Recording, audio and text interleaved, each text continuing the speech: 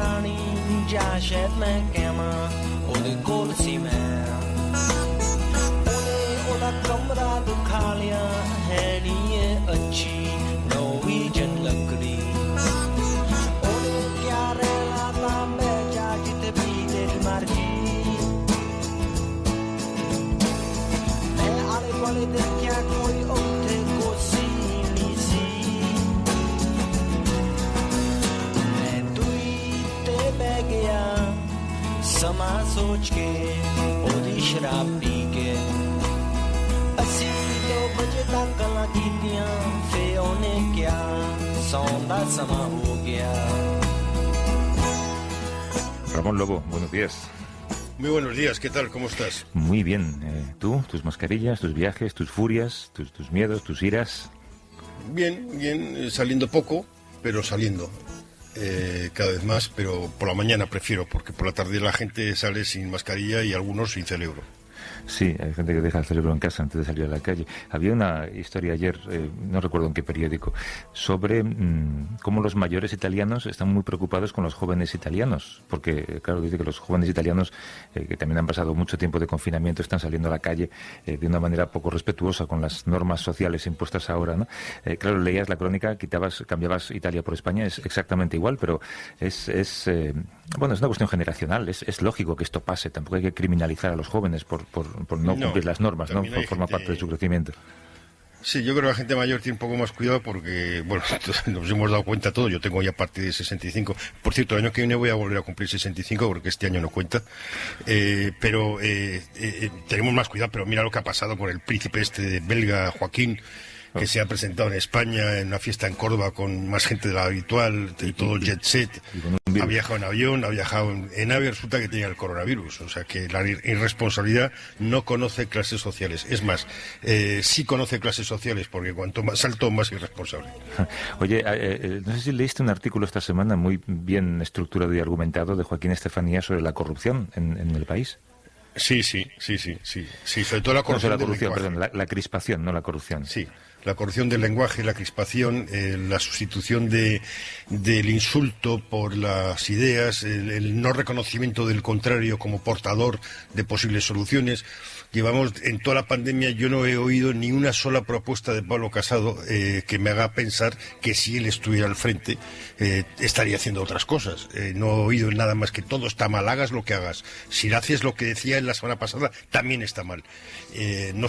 También decía Narciso Michavilla el otro día que él cree que este tipo de actitud política, que a veces salpica a más gente, va a costar electoralmente, porque yo creo que la gente está muy harta de este lenguaje, porque la gente en la calle está a otra cosa. ¿Pero ¿va a costar en términos de cambio de voto o en términos de abstención?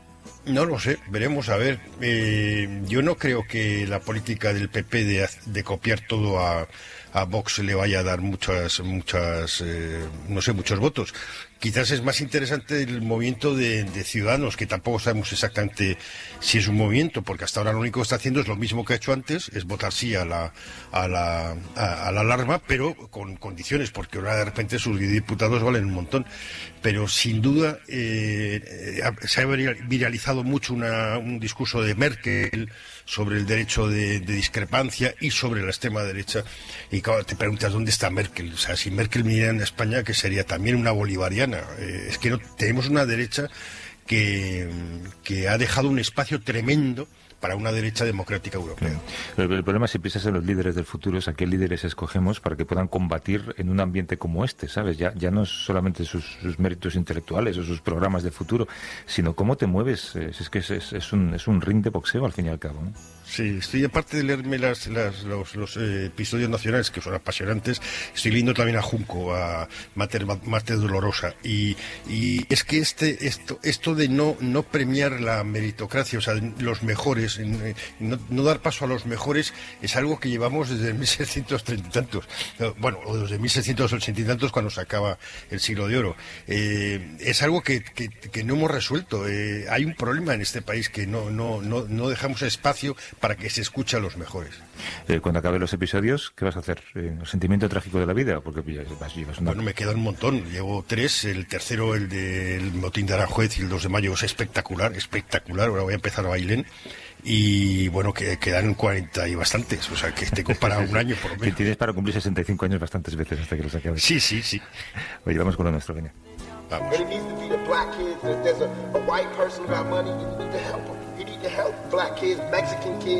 Korean kids, whatever, but it needs to be real, and it needs to be before we all die, and then you say, oh, I made a mistake. We should have gave them some money. We really should have helped these folks. It's gonna be too late, you know what I'm saying? And then that's when you gotta pick your own call. Blessed and still breathing. This is a now, of course, I want peace on the streets, but hablamos de Minneapolis, que se ha convertido en el epicentro de las protestas raciales en Estados Unidos después de la muerte de George Floyd. Varias ciudades del país se encuentran bajo el toque de queda, los que estábamos ahora. La violencia va a más, es una violencia que da escalofríos. En algunas imágenes, además, has visto, Ramón, muchos periodistas atacados también, sí. Mucho descontrol. A mí me pone muy nervioso que esto ocurra. Atacados por la policía, claro. Sí, claro. Tenemos un presidente que lleva 3 años culpando a los medios de todos los males, pues es lógico, ¿no? La policía acaba viéndolo. Sí, se ha extendido a varias ciudades, hay decenas de ciudades con asaltos, con incendios, con saqueos. Trump, Pence, el fiscal general William Barr, la Fox, que deberían ser, pues no sé, elementos que por lo menos el presidente que calme, lo que están haciendo es fomentando aún más la violencia. Culpan, como lo que dijo el otro día, ¿no? Eso de when the looting starts, the shooting starts, ¿no? Cuando empieza el saqueo, empieza el tiroteo, que es una... Exacto. Es una frase de los años 60. No sé, ahora culpan a elementos de extrema izquierda, que como decíais en el boletín, para el lenguaje de Trump es los demócratas. Biden pide calma y está repitiendo un poco lo que están diciendo muchos líderes de color, afroamericanos, que la causa está por encima de todo y que no se puede estropear la causa por la violencia.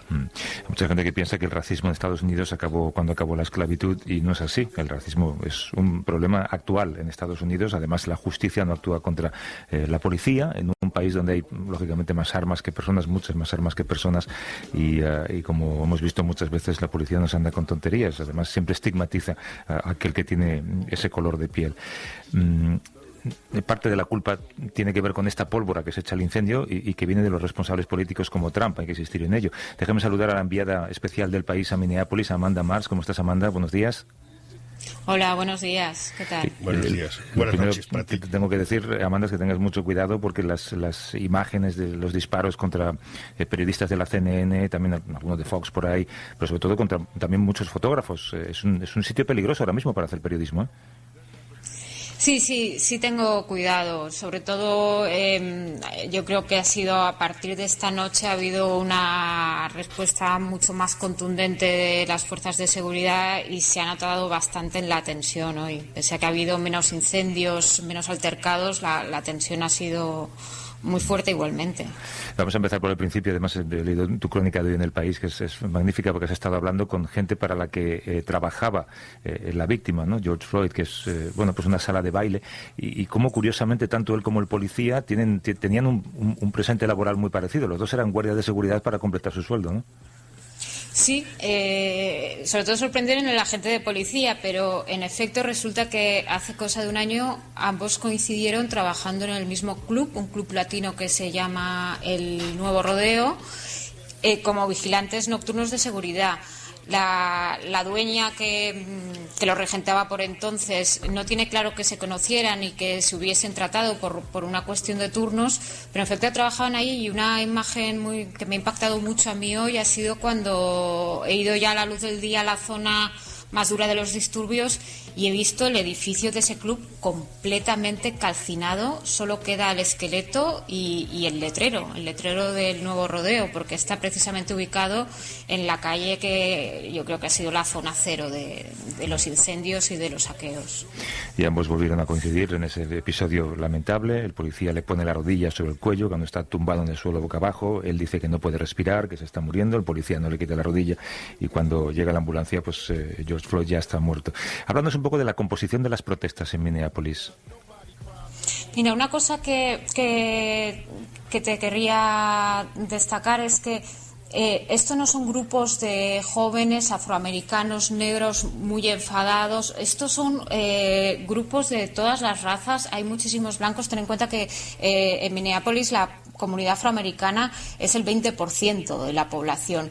Entonces, como digo de que la protesta es contra la brutalidad policial, contra los afroamericanos, se tiende a pensar eso, que las protestas están mayoritariamente protagonizadas por ellos, pero no, hay muchísimos blancos, en muchos grupos son mayoritariamente, y sobre todo es mucha gente joven que lleva 2 noches desafiando el toque de queda. A partir de las 8 de la tarde es cuando las autoridades piden que la gente se vaya a casa, y es cuando empieza la tensión y empieza la trifulca. Van por distintos puntos de la ciudad y hay una zona un poco libre de esa violencia y de esa tensión, que es donde murió George Floyd, delante de ese comercio que se ha convertido en una zona de homenaje muy bonita, donde hay familias, hay niños y hay un ambiente completamente distinto. Es que aparte del racismo que está en la raíz de la sociedad americana, no solo la esclavitud, los derechos sociales son de hace 2 días, de 1964, está la pobreza y la falta de oportunidades. El que se sume tanta gente es porque el país no funciona en realidad. El país es un país donde tú ves calles de primer mundo, con empresas de primer mundo, y la calle de al lado es el tercer mundo. Sí, además de forma muy radical en muchas ciudades. Por ejemplo, en la ciudad de Washington es donde puedes ver la diferencia de forma muy radical. Giras, estás en una calle perfectamente cuidada, das la vuelta a la esquina y te encuentras un ambiente completamente distinto. Yo esas diferencias tan radicales, fíjate, ni siquiera las he percibido en Nueva York, las he percibido más en otro tipo de ciudades, en Washington, por ejemplo. Trump, como decíamos, sigue mientras tanto añadiendo gasolina al incendio, ¿no? Ayer en el discurso que dio en Cabo Cañaveral, con el lanzamiento del cohete SpaceX, él seguía acusando a lo que él llama la extrema izquierda como si todo esto fuera un montaje, ¿no? Y también habló de la gente que estaba delante de la Casa Blanca diciendo que les iba a soltar a los perros. En fin, Trump siendo Trump. Sí, exacto, pero o sea, también es cierto que Trump es uno cuando lee el teleprompter y cuando agarra Twitter. Cuando lee el teleprompter, no siempre, pero suele ser un poco más comedido. Y hoy en el Centro Espacial Kennedy, pues sí ha hecho una declaración diciendo esta muerte no se tendría que haber ocurrido, esto no se tendría que haber producido, esto no puede ocurrir jamás. Pero bueno, luego eso ha sido un paréntesis en una jornada en la que ha agitado muchísimo las aguas. Ha acusado al alcalde demócrata Jacob Frey de no haber sabido responder. Ha acusado a los antifascistas y a la extrema izquierda de estar detrás de todas las protestas, y en efecto también ha hecho este mensaje amenazante diciendo: si llegan a intentar entrar en la Casa Blanca les enviamos a los perros. Y usamos unas armas que no pueden ni imaginar que tenemos, algo así dijo. ¿Qué se sabe, Amanda, de la autopsia y de la situación, digamos, procesal o policial de la gente? Bueno, de momento la Fiscalía recomienda cargos de homicidio en tercer grado, que yo creo que en España lo podemos tratar como un equivalente a homicidio imprudente porque no necesita intención. Y el primer informe de la autopsia preliminar dice que no hay indicios de asfixia o de ahogamiento, pero también señala que las condiciones preexistentes, la enfermedad arterial que padecía Floyd en esa situación de estrés a la que estuvo sometida, pues seguramente agravó y pudo provocar la muerte. Eso es lo que ha trascendido del primer informe. Amanda Marx, que es enviada especial del País a Minneapolis, habitualmente corresponsal en Washington. Amanda, un beso, muchas gracias. Muchas gracias. Un beso, gracias a vosotros. Hasta luego.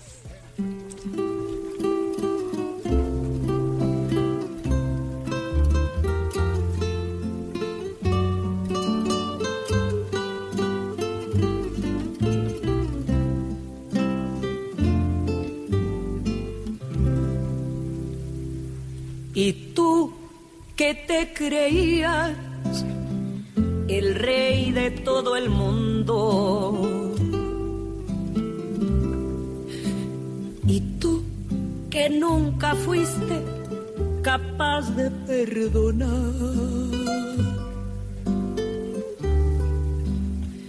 Y cruel y despiadado de todo te reías, hoy imploras cariño, aunque sea por piedad.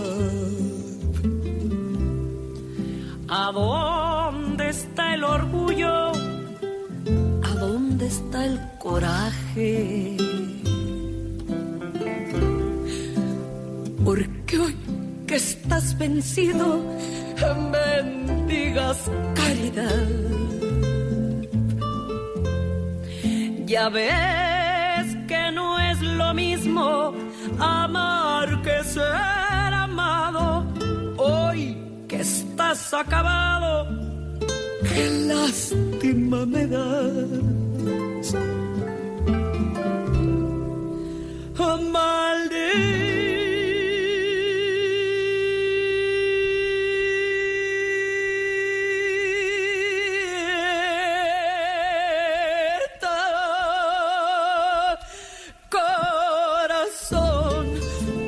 Me alegro que ahora sufras, que llores y te humilles ante este gran amor. La vida es la ruleta en que apostamos todos. Estoy pensando, me imagino que igual que tú, igual que mucha gente, ¿a quién le podíamos dedicar la letra de esta canción? Y se me ocurren tantos nombres, ¿verdad? Fallaste. Bueno, el protagonista de lo que vamos a hablar ahora podía ser uno de ellos, pero aquí Desde tenemos luego candidatos de sobra. Sí, le falta esa parte de ahora que estás vencido, todavía no, pero bueno, llegará, ¿no? Eso todavía no. El coronavirus avanza imparable en América Latina, convierte a ese continente en el epicentro de la pandemia con unas cifras que son tremendas, 700.000 contagios, más de 40.000 muertos también. La Organización Mundial de la Salud avisa también del aumento de casos en países como Brasil, Perú, hemos hablado de ellos, también Chile. Sí, hoy vamos a irnos a México con 9.770 muertos, más de 87.000 casos y un presidente negacionista que, pese a ser presuntamente de izquierdas, dice tantas tonterías como Trump o Bolsonaro. Es un coronavirus que, por cierto, hay algunas estimaciones que dicen que dejará 29 millones de nuevos pobres en ese continente, sí, al margen de los miles y miles, seguramente cientos de miles o millones de desplazamientos internos, gente que tiene que ir a lugares a los que no quiere ir. Javier Lafuente es periodista, es corresponsal del País en México, en Centroamérica y en Caribe, y también nos atiende en directo desde México, son 7 horas menos. ¿Cómo estás, Javier? Buenos días. Buenos días, buenas noches. Buenas noches, exacto. Javier, una de las grandes cuestiones y las que más pueden preocupar de esta pandemia es cómo va vinculada a la desigualdad. ¿En México también la pandemia está afectando a los que menos tienen? Absolutamente. Yo creo que aquí la pandemia lo que ha hecho ha sido seguir el rastro de la desigualdad. Nosotros hemos publicado informes, estudios de que llega el virus en las clases altas, es decir, importado de Estados Unidos, Europa, y luego se ha propagado de una forma brutal por las clases más populares, que son en definitiva las que no pueden parar, estamos hablando de un país donde la mitad de la población, que eso es pues España y un poco más, casi 60 millones de personas, viven al día. Entonces, aquí la desigualdad va a ir en aumento y eso va a afectar muchísimo. Yo creo que también la profundización de la pandemia, ¿no? Ahora estamos en las grandes ciudades, pero se va a extender por el mundo rural y eso va a ser, yo creo que lo más duro. Y tanto en México como en el resto de América Latina, pero en México va a ser clamoroso. ¿Cómo ha sido la cuarentena y el confinamiento? ¿Ha sido una cosa de privilegiados, por lo que dices, ¿no? Porque la gente que tiene que trabajar para poder comer ha tenido que hacer una vida normal. Sí, es decir, aquí la cuarentena, que lo llaman jornada de sana distancia, empezó prácticamente a la par que en España. Yo recuerdo que nosotros, por ejemplo, empezamos a teletrabajar a la par casi que el periódico allí. Aquí todo fueron recomendaciones, mucha gente viendo lo que estaba pasando en todo el mundo, se confinó, pero claro, estamos hablando de quien nos podíamos confinar. Es decir, aquí no, tú puedes salir a la calle, puedes pasear, puedes correr, pero al cabo de un mes el gobierno decretó, pues muy a la mexicana, como el cese de las actividades, a sabiendas de que no iba a imponer nada, no hay prohibiciones, no hay sanciones. Entonces, digamos que todo está parado, pero quien no quiere parar, pues se lo puede permitir. Entonces es un poco extraño como la vuelta a la normalidad que empieza en teoría el lunes, ¿no? Pero claramente esto ha sido una cuarentena de privilegiados, y menos mal, porque eso ha permitido que, pese a las muertes, los números que daba Ramón antes, no hemos visto escenas como las de España, como Nueva York, como Italia. Pues Ciudad de México tiene el 60 y pico % de capacidad hospitalaria ahora mismo. López Obrador no ha quedado muy bien parado de esta crisis, ¿no? Porque también ha sido negacionista, está con sus amuletos, dice, es empeñado en abrazar a la gente, ha sido un populista más que un estadista, ¿no? Sí, es decir, en la línea de, si no lo podemos comparar con Trump o con Bolsonaro, que quizás sean más dementes, pero sí que ha sido muy, se le dice aquí, irresponsable, ¿no? Es decir, empezó diciendo que había que abrazar, que esto no era nada, que la gente se tenía que abrazar, que a él le protegían unos escapularios y demás. Luego reculó bajo este argumento de que hay que hacer caso a los científicos, y los científicos. Él se ha cuidado, se ha ido manejando ahí poco a poco, sabiendo todo el mundo que no era muy partidario de muchas de las medidas, y de hecho el lunes él retoma sus giras. Retoma sus giras para poner en marcha el Tren Maya, que es uno de sus proyectos de infraestructura, y para ir al sureste del país, que es tradicionalmente la zona más olvidada. O sea, tiene un punto también de estrategia política desde ya. Entonces aquí la gente es, bueno, todo el mundo nos tenemos que quedar en casa, y el presidente es el primero que sale, entonces si él sale, ¿por qué el resto no? Y luego la pandemia en México, como decías, Javier, seguramente va a ser más larga que en otros lugares, porque ahora va a ser como una mancha de aceite que se va a extender hacia el mundo rural, ¿no? Claro, o sea, estamos hablando de un país aquí de 130 millones de habitantes, gigantesco. Entonces, hasta ahora, pues los focos son, como en todo el mundo, las grandes ciudades. Pero en el momento en que se empiece a ir al mundo rural, a estados como Guerrero, Oaxaca, por Chiapas, o sea, va a haber comunidades donde no están preparadas ya sin virus, pues imaginaos con virus, ¿no? Entonces yo creo que lo más preocupante, y por lo que se dice también que aquí se va a extender mucho más, es por eso, porque de repente estoy convencido que en unos meses vamos a encontrar noticias de repente de una comunidad donde todo el mundo ha sido contagiado. Esto en México, pero llévalo si quieres a Brasil, al Amazonas. Entonces, bueno, yo creo que eso es lo más preocupante, porque el sistema de salud en México pues es bastante precario. Javier Lafonte, que es periodista, es corresponsal del país en México, en Centroamérica y Caribe, allí donde está, son ahora la 1:26, me imagino, ¿no? 7 horas menos. Javier, sí, gracias por estar despierto un rato con nosotros y por contarnos todo esto. Un abrazo y mucha suerte. Un abrazo, gracias a vosotros, un abrazo. Hasta luego. Me ha gustado mucho una cosa que ha dicho Javier, decía, López Obrador quizás sea menos demente que otros.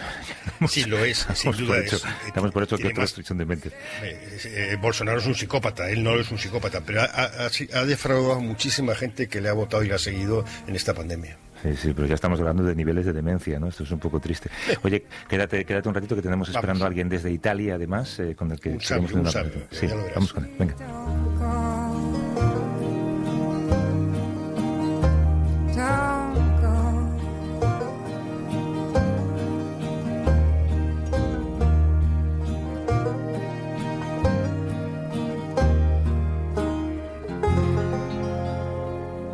A vivir, que son 2 días. Javier del Pino.